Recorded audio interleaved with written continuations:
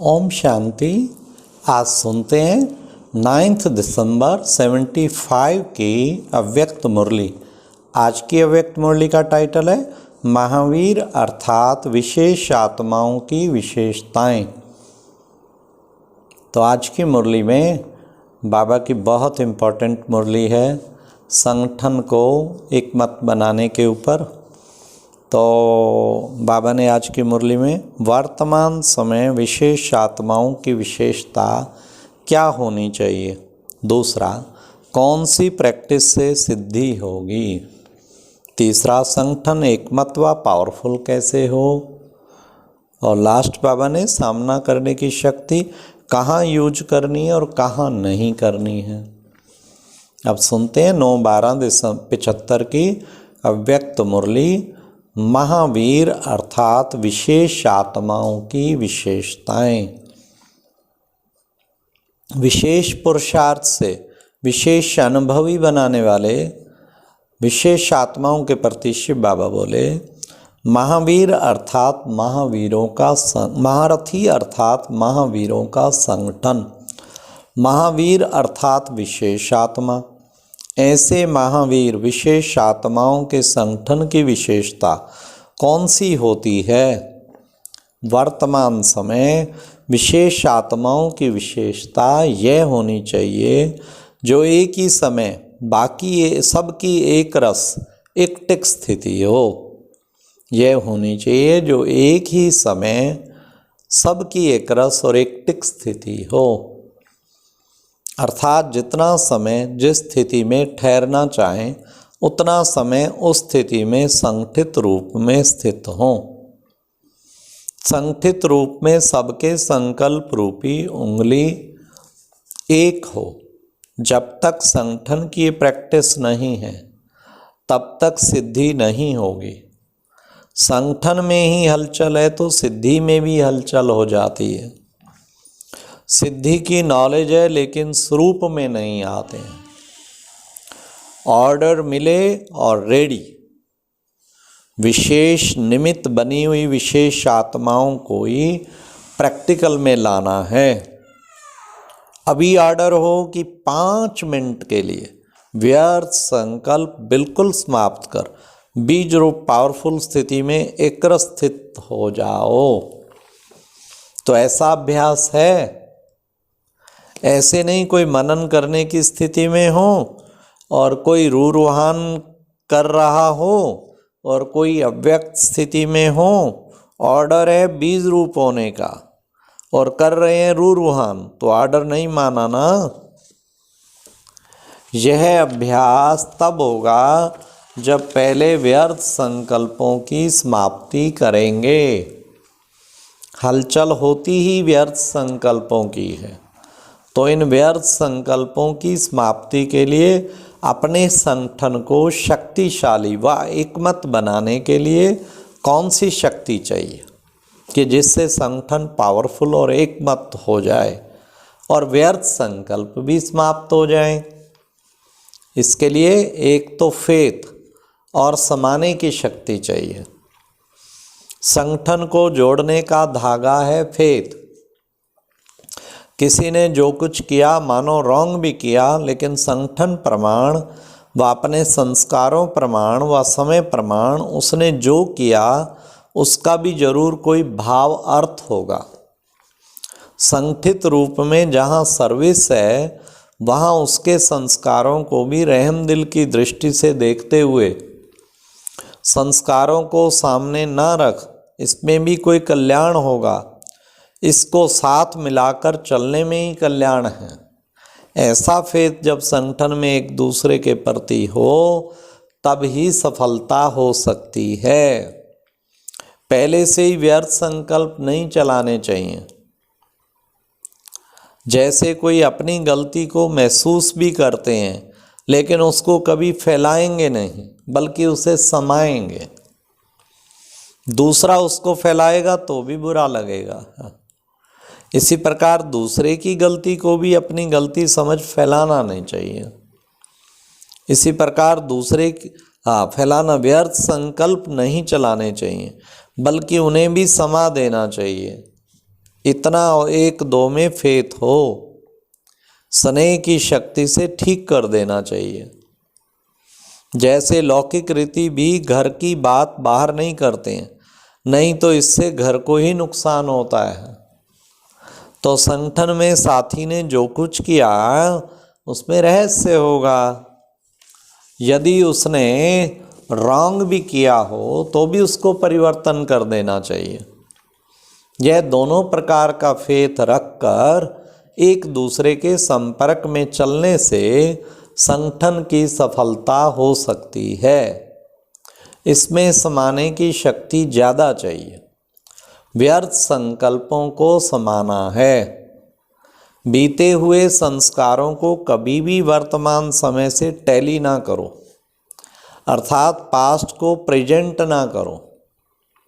जब पास्ट को प्रेजेंट में मिलाते हैं, इससे ही संकल्पों की क्यू लंबी हो जाती है, और जब तक ये व्यर्थ संकल्पों की क्यू है तब तक संगठित रूप में एकाग्र स्थिति हो नहीं सकती। दूसरे की गलती सो अपनी गलती समझना, यह है संगठन को मजबूत करना। यह तब होगा जब एक दूसरे में फेथ होगा। परिवर्तन करने का फेथ या कल्याण करने का फेथ। जैसे आत्मज्ञानियों के सिद्धि का गायन है, वैसे आप सबके संगठन का एक ही संकल्प हो। एक संकल्प की शक्ति संगठन रूप में ना होने के कारण बिगड़े हुए हैं। जैसे बिगड़ी हुई शक्ति है, वैसे रिजल्ट भी बिगड़ा हुआ है। इसमें समाने की शक्ति जरूर चाहिए। देखा और सुना, उसको बिल्कुल समाकर वही आत्मिक दृष्टि और कल्याण की भावना रहे। जब अज्ञानियों के लिए कहते हो अपकारियों पर उपकार करना है, तो संगठन में भी एक दूसरे के प्रति रहम की भावना हो। अभी रहम की भावना कम रहती है क्योंकि आत्मिक स्थिति का अभ्यास कम है। ऐसा पावरफुल संगठन होने से ही सिद्धि होगी। अभी आप सिद्धि का आवाहन करते हो, लेकिन फिर आपके आगे सिद्धि स्वयं झुकेगी। जैसे सतयुग में प्रकृति दासी बन जाती है, वैसे सिद्धि आपके सामने स्वयं झुकेगी। सिद्धि आप लोगों का आवाहन करेगी। जब श्रेष्ठ नॉलेज है, स्टेज भी पावरफुल है, तो सिद्धि क्या बड़ी बात है। अल्पकाल वालों को सिद्धि प्राप्त होती है और सदाकाल स्थिति में रहने वालों को सिद्धि प्राप्त ना हो, यह हो नहीं सकता। तो यह संगठन की शक्ति चाहिए ना। एक ने कुछ बोला, दूसरे ने स्वीकार किया। सामना करने की शक्ति ब्राह्मण परिवार के आगे यूज नहीं करनी है, वो सामना करने की शक्ति माया के आगे यूज करनी है। परिवार में सामना करने की शक्ति यूज करने से संगठन पावरफुल नहीं होता। कोई भी बात नहीं जचती तो भी एक दूसरे को सत्कार करना चाहिए। उस समय किसी के संकल्प व बोल को कट नहीं करना चाहिए। इसलिए अब समाने की शक्ति को धारण करो। जैसे साकार बाप को देखा, अथॉरिटी होते हुए भी बाप के आगे बच्चे तो छोटे ही हैं। रचना है, लेकिन रचना होते हुए भी बच्चों से रिगाड़ के बोल बोलते थे। कभी किसी को भी कुछ नहीं कहा। अथॉरिटी होते हुए भी अथॉरिटी को यूज नहीं किया। तो आपस में भाई बहन के नाते आपको कैसा होना चाहिए। संगठित रूप में आप ब्राह्मण बच्चों की आपस के संपर्क की भाषा भी अव्यक्त भाव की होनी चाहिए। जैसे फरिश्ते अथवा आत्माएं आत्माओं से बात कर रही हैं। किसी की सुनी हुई गलती को संकल्प में भी स्वीकार न करना और न कराना ही चाहिए।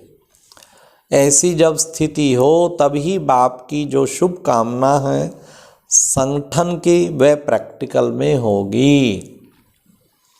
एक भी पावरफुल संगठन होने से एक दूसरे को खींचते हुए 108 की माला का संगठन एक हो जाएगा।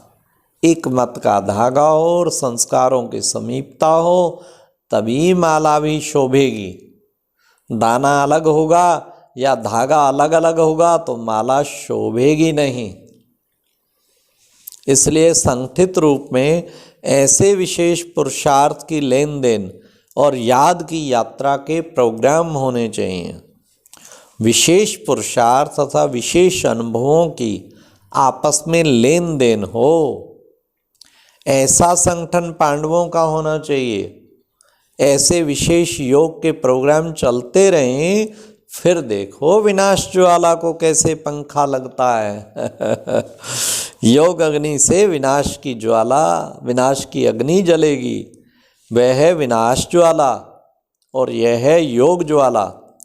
जो ज्वाला से ज्वाला प्रज्वलित होगी, आप लोगों के योग का साधारण रूप है तो विनाश ज्वाला भी साधारण है।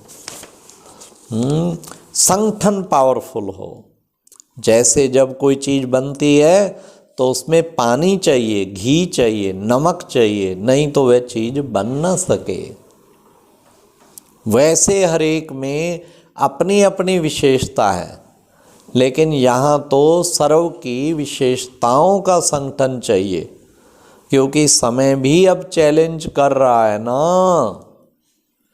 अच्छा, ओम शांति। तो आज बाबा ने कितनी सुंदर इस मुरली का सार, नंबर 1, संगठन में हलचल होने से सिद्धि में भी हलचल होती है।